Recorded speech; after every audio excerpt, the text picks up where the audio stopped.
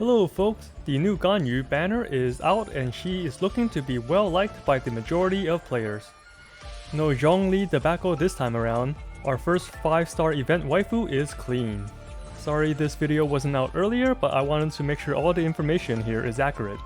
If you want to learn more about Ganyu, then check out the Ganyu main Discord. A lot of info from this video is attributed to all the theory crafters from that Discord. I'll put a link in the description below. Now, back to our Coco Goat. She is a very strong carry with the highest base attack in the game, tied with the Luke.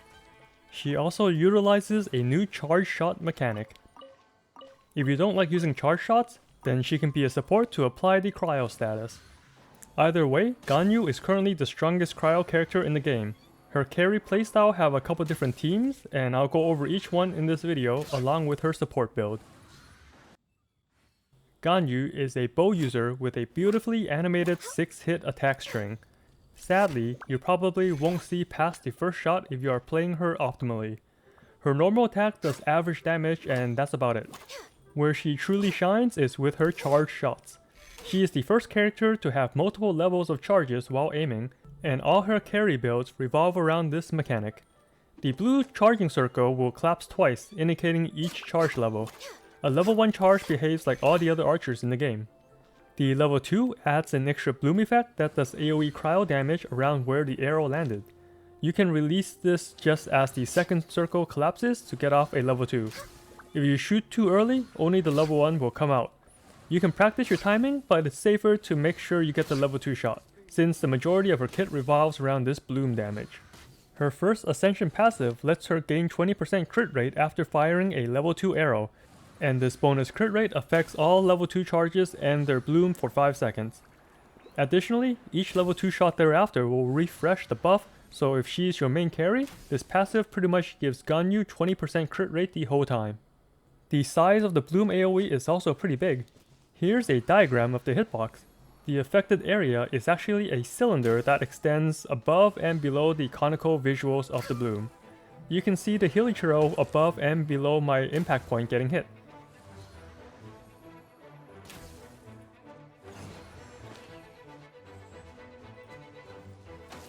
Even if I shoot off center, the hilichurl on top still gets hit. Next on the agenda. Now that we talked about her best ability, it's time to move on to her elemental skill, Trail of Qilin. This skill taunts nearby enemies while Ganyu does a shadow step backwards. This flower is able to taunt every enemy that isn't a boss, including all of the Fatuis and Lava Churros. If it hits an enemy on cast, it will generate 2 cryo particles, and when it blows up, it generates 2 more on hit. This skill is also a great way to instantly apply cryo to enemies for freeze comps. Her elemental burst, Celestial Shower, provides a great view and cryo application for 15 seconds. The cooldown is also 15 seconds, so she can keep 100% uptime if she has enough energy recharge. It creates a total of 50 icicles over that 15 seconds. If an enemy hasn't been hit for 1.5 seconds, an icicle will spawn over them, guaranteeing a hit. One icicle can hit multiple enemies if they are close enough, so this makes Anemo characters like Venti or Sucrose synergize really well with Ganyu. This footage shows her burst uptime when you have a decent energy recharge, as well as all the bonus icicles hitting on a tight group of enemies. Now for her talents. As a carry, you want to level up her normal attack first, then her burst, and lastly, her skill. Most of her damage comes from charge shots, so make sure to max Lucian archery first. As a support, you will want to max her burst, then skill. Ganyu is much stronger as a main carry, but is still the best cryo support currently available. Her Ascension 2 passive gives her the 20% extra crit rate on her charge shots after the first one. As I mentioned earlier, you can extend the duration with each level 2 arrow, essentially giving her carry playstyle a free 20% crit. Her Ascension 4 passive gives her more cryo damage while inside her ult, so try to stay inside that circle. This is only applied to the character that you are controlling, so it doesn't really benefit her when she's a support. Since this is a free-to-play guide, I won't go over her constellations, but she is perfectly strong at C0. Now for her weapons. As always, I will go over the free-to-play section first. The free-to-play options are very strong choices for her, even beating out most of the gacha 4-star bows. For her carry playstyle, the best free-to-play bow is the Prototype Crescent. The offensive substat is nice, but the passive is extremely good for Ganyu since her playstyle is about using charged shots. The Favonius Warbow will increase her burst uptime, but she loses out a bit of damage. Her best 3-star weapon is the Sharpshooter's Oath, but do yourself a favor and craft the Prototype Crescent. It is the best 4-star bow out of all the options. As a support, the best bow will be the Favonius for its energy recharge. Since she won't be your active character, you will need extra energy recharge to increase her burst uptime. After that is the Prototype Crescent, then the Sharpshooter's Oath. Use the Raven Bow if she is a support for Diluc or Qli, even though that's not really a good team. For her gacha choices, the Amos Bow is essentially made for her. The extra time that the bloom takes a hit is accounted for in the bow's passive damage, increasing her strongest scaling attack even further. It is by far the best weapon for her. Next in line is the other 5-star weapon, the Skyward Harp. The Harp will still outperform all the 4-star choices, but it's still well behind the Amos Bow if Ganyu is your carry. As the support, the weapon order is swapped. Since she won't be doing any charge shots as support, the Harp will be better due to all the crit bonuses. For her 4-star selections, the Prototype Crescent is her best choice as a carry for 1 to 2 enemies. The Viridescent Hunt is stronger when fighting a larger crowd, but both are top choices among the 4-stars. If you are running a freeze comp, then the Black Cliff Warbow is a viable choice since she gets so much crit rate from her artifacts. Her 4-star choices as a support is completely different. The best ones are the Stringless and Favonius Warbow. Stringless provides a lot more damage, while Favonius gives you a lot more uptime on the elemental burst. If she is supporting a Superconduct team, I would recommend the Favonius since the reaction damage from Superconduct is quite low. The Sacrificial Bow also works, and you can have multiple taunt flowers active at the same time. If you're using either energy recharge bows, make sure to use her elemental skill first, then her burst, to make use of the time you are stuck in the burst animation. Now for her artifacts. She has quite a large selection which heavily depends on your team comp. For her charge shot playstyle, the strongest set will be the 4-piece Wanderer's Troop. This increases the damage of both Frostflake Arrow and Frostflake Bloom. However, it might be hard to farm 4 good pieces of this set, so there are other options. A 2-piece Blizzard Strayer plus a 2-piece Gladiator can be a decent substitute if you don't have good artifacts for a full set. You can also run the 4-piece Bolide set, but this will require enough characters to generate a constant shield, or just Zhongli support if you have him. The best artifact set for freeze comps will definitely be 4-piece Blizzard Strayer. This set can give you 40% bonus crit rate, which allows you to focus your artifacts on crit damage. This set also costs less resin to farm than Wanderer's Troop. The stat priority is cryo damage, crit rate, crit damage, and then attack percentage. Also, aim for these main stats on the Goblet, Helmet, and Timepiece respectively. For crit rate, you don't really want to go too much above 80%. At that point, you can drop the 1 to 2 ideal ratio and go for crit damage. Make sure to add the effective crit rate if you are running 4-piece Blizzard, or if you have 2 cryo characters with the 15% crit rate bonus on Elemental Resonance. For her support artifacts, it's really simple. You want 2-piece Blizzard with 2-piece Noblesse. There isn't really a better set for her support.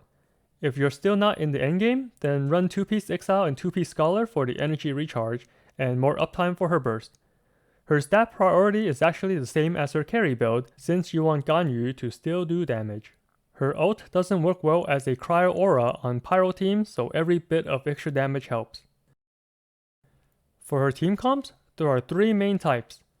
When she is the main carry, use a freeze team or a reverse melt comp where Ganyu is the one proccing all the melts. As a support, use physical DPS Kaching or Razor and have Ganyu apply permanent Superconduct. For the freeze team, you will need Ganyu, of course, and another cryo unit to help generate energy and activate the elemental resonance. The best choice is Diona, but if you don't have her, Kaya can work too. Next, you want a Hydro character to enable the freeze. There are 3 choices here: Mona, Xingqiu, and Barbara. The best Hydro support is Mona, since her E can apply Hydro without Mona being on the field. The double taunt also helps keep enemies from hitting you. Here is a clip from someone else using this duo to freeze enemies. There is also a recent discovery with Mona's burst that lets you take advantage of the extra damage from the Omen debuff for more than 5 seconds. The debuff is applied to the enemy when Mona ults, but the 5-second timer does not start until the bubble is popped. If you keep an enemy frozen, this bubble will not break even as they take damage. This means all the damage during the frozen window will still account for the Omen debuff, but lasts longer than the stated 5 seconds. This video is from another player showing the extended Omen debuff. Check the description below for a link to see their full video.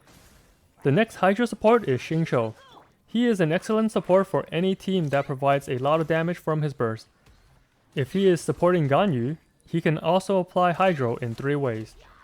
Using his E directly, touching an enemy while surrounded by the rain swords, or using a normal attack while the burst is active. After using Xingqiu's burst, you can sneak in one normal attack between Ganyu's charge shots. This requires a little extra work, but it is how you apply cryo when you're not next to the enemy.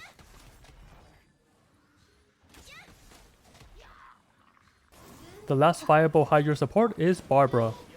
You can either have Barbara use normal attacks while enemies are inside Ganyu's burst, or recently hit by her taunt. You can also cast Barbara's elemental skill and run next to an enemy with Ganyu. This does let you apply Hydro for about 15 seconds, but it requires you to be dangerously close to the enemy. Overall, Barbara is probably the worst of the 3 in terms of Hydro support. For the 4th slot on your team, you can use an Anemo unit to lower enemy cryo resistance with a Veneer set, or use a second Hydro unit to make it easier to freeze enemies. The Anemo will also provide more damage, while a second Hydro unit will make it easier to keep enemies frozen. For her melt comps, the team is pretty simple. In addition to Ganyu, you want 2 Pyro units.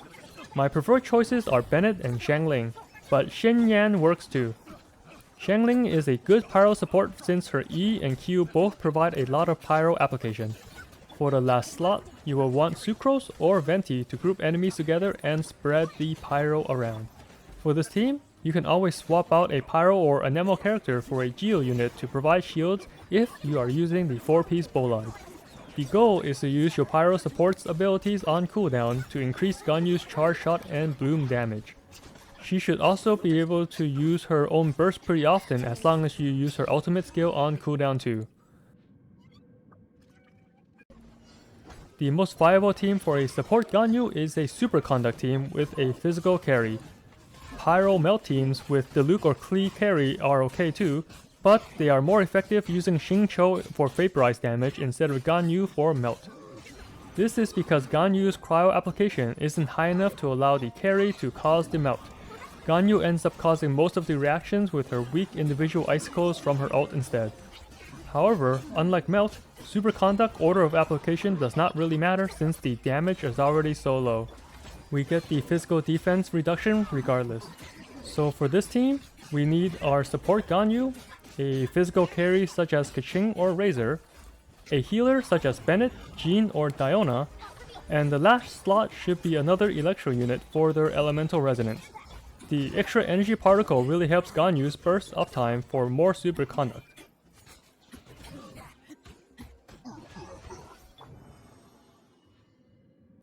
Thanks for sticking around. If you are lucky enough to get your own Coco Goat, then she will definitely boost your team potential in some way. Ganyu is a very hard worker, so make sure to take a break from time to time, and as always, have fun out there, traveler.